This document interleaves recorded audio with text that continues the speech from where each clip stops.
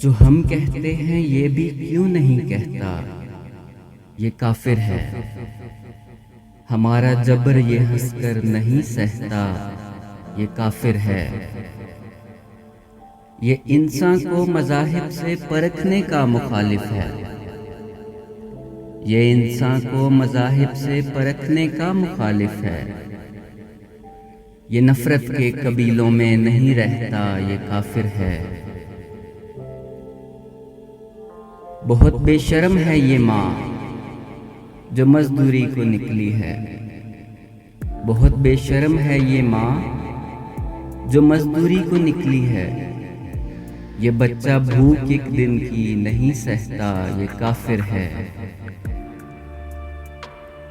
یہ بادل ایک رستے پر نہیں چلتے، یہ باغی ہیں۔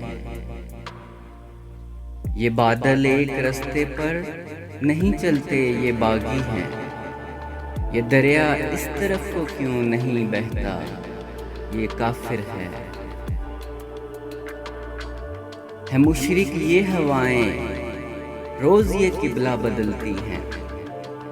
ہے مشرک یہ ہوائیں روز یہ قبلہ بدلتی ہیں۔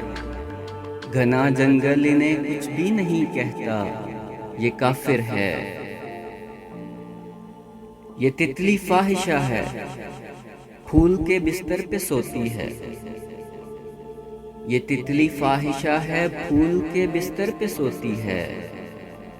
یہ جگنو شب کے پردے میں نہیں رہتا، یہ کافر ہے۔